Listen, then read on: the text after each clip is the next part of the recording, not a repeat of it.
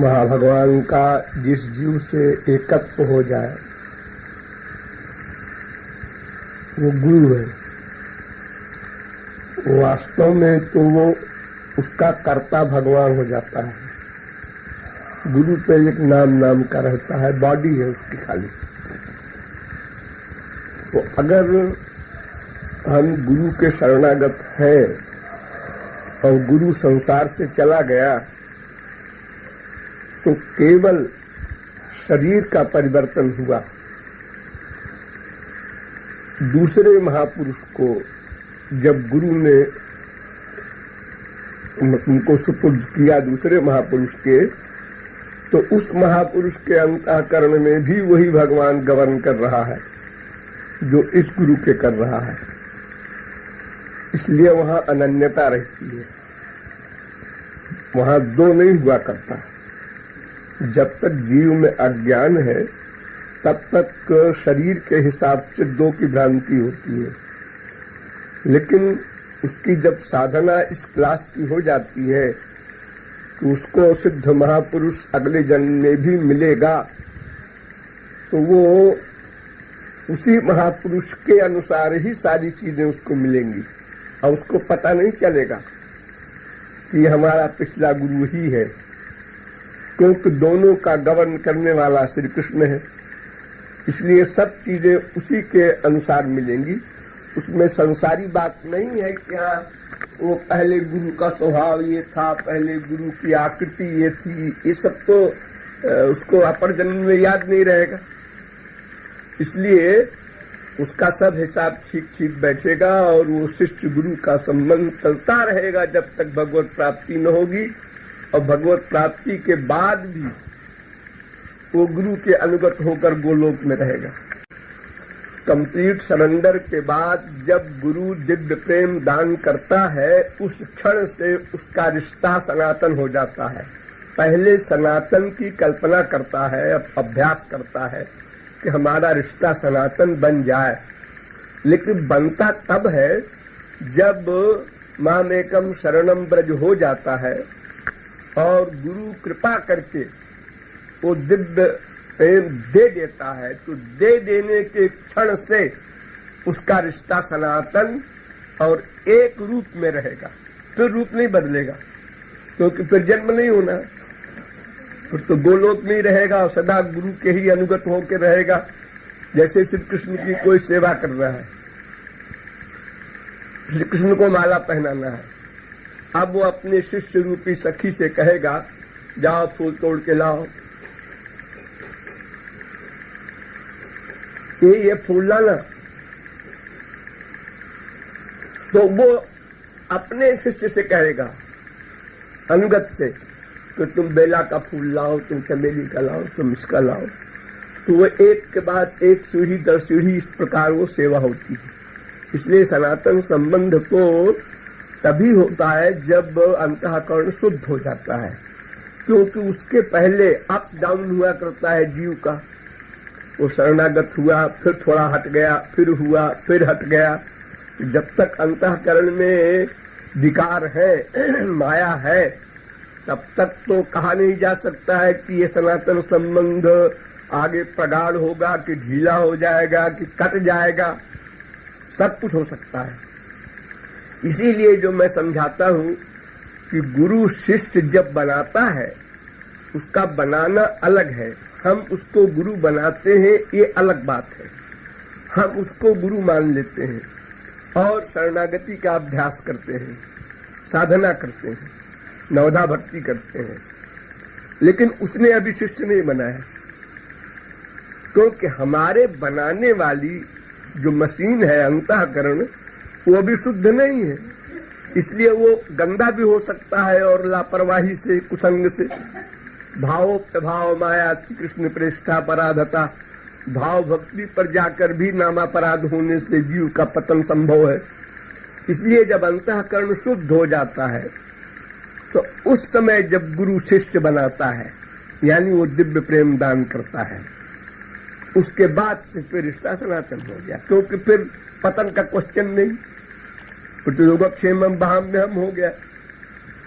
और ये जो आजकल परंपरा चल रही है शिष्य गुरु बनाने की, ये वेद विरुद्ध है। इसमें तो गुरु भी उसका अपराध का हकदार है और शिष्य भी, क्योंकि शिष्य को जो अधिकार था कि समझ बूझ कर गुरु बनाओ, उसने गलती की, और गुरु को जो अधिकार था उसने भी गलती की।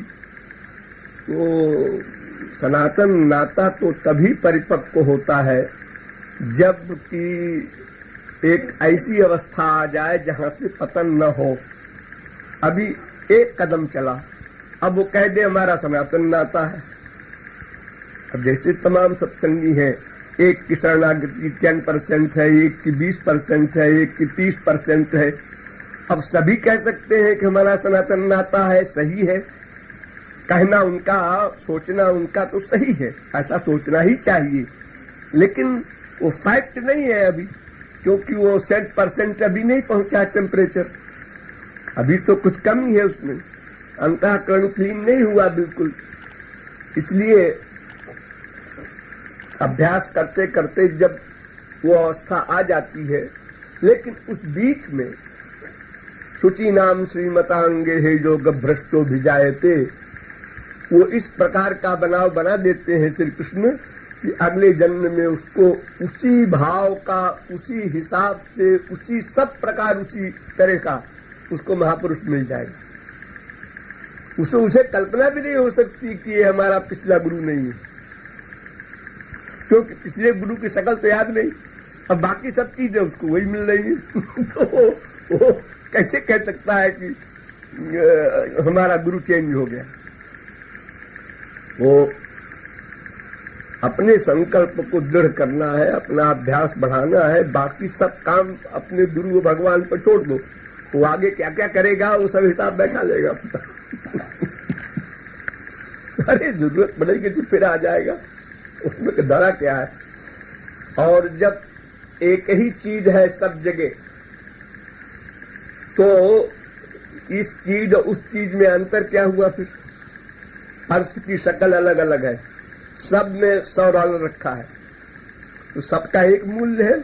व्यक्ति को तो $100 से मतलब है, पर्स से क्या मतलब, किस रंग का पर्स है, कितना बड़ा है। अगर हमारे अंतःकरण का आकर्षण और जगह अधिक होता है, लाभ अधिक होता है, तो हम एक गुरु को उस गुरु में समर्पित करके मन से दुर्भावना कहीं न की जाए, भले ही वो पाखंडी रहा हो, भले ही वो निकृष्ट रहा हो, लेकिन मन के अंदर दुर्भावना नहीं लानी है, बल्कि उस गुरु को मन ही मन इस गुरु में समर्पित कर देना है और फिर इसके गाइडेंस में चलना है, उसमें कोई गड़बड़ी नहीं होगी।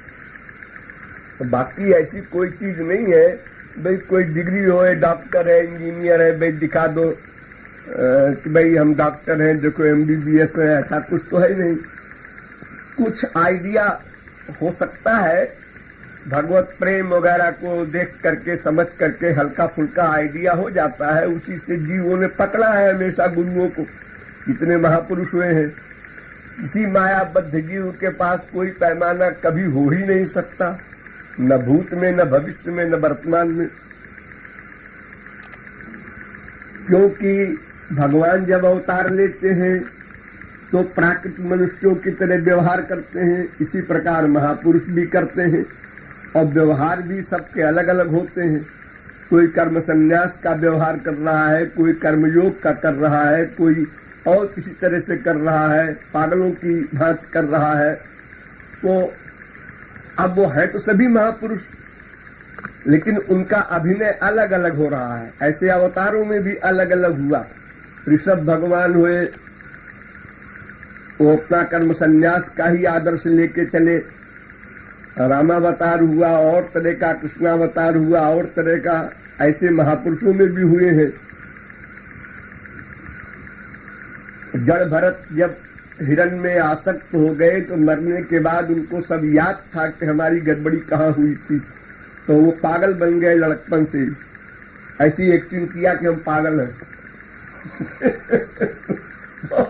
तो अब उनको तो लोग पागले समझते रहे पूरी लाइफ। तो ऐसे महापुरुषों से लाभ भी अधिक नहीं मिल पाता। जो हमारे समान व्यवहार करे हम उसी से लाभ ले सकते हैं। जो लोग की परवाह न करके अपनी मस्ती में रहते हैं महापुरुष, उनसे तो किसी जीव का लाभ हो नहीं सकता, क्योंकि जीव तो ये समझेगा कि कुछ गड़बड़ है, इसका माइंड गड़बड़ है, तो वो लाभ लेने की सोचेगा ही नहीं।